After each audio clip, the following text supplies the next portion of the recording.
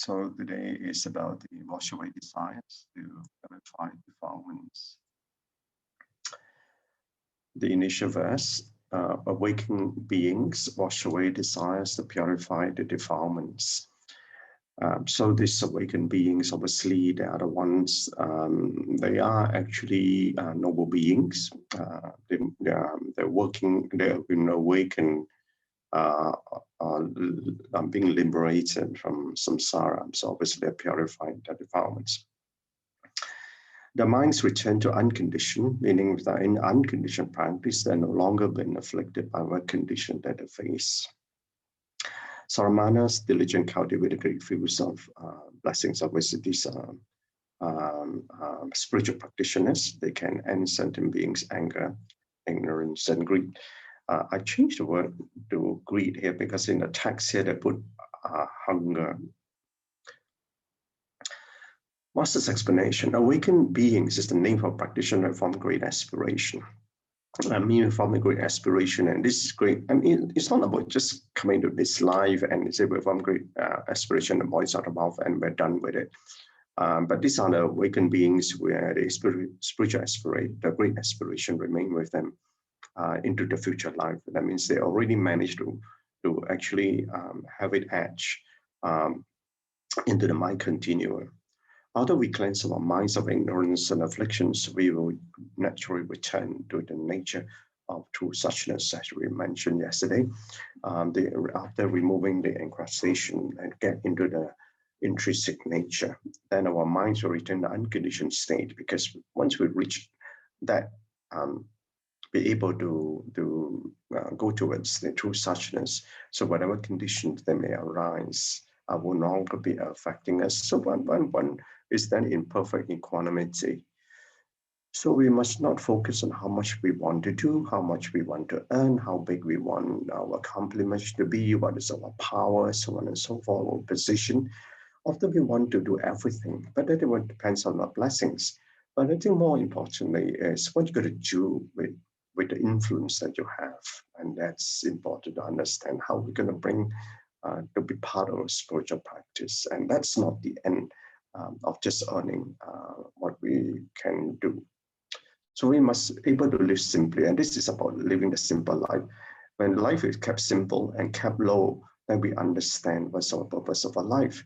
So that when it's been kept low, then we understand the teachings of the Dharma. And this, the unconditioned Dharma, is the source of principles, as Master say.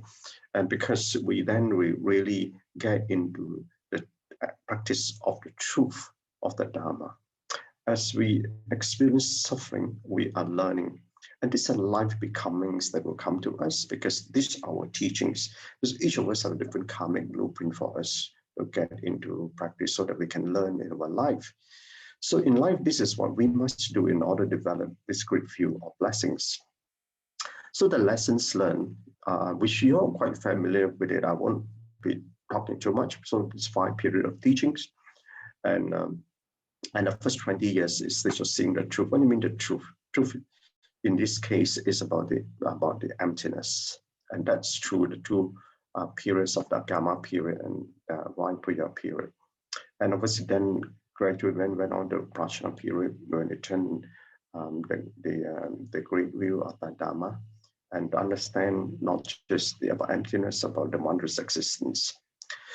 So the Gamma Sutra states that we must leave our loved ones, renounce lay life, and practice the path and control of our roots. And that is what we want, letting go and detachment. Has been said that we got to learn to detach from attachment, and then try to even understand attached to detachment.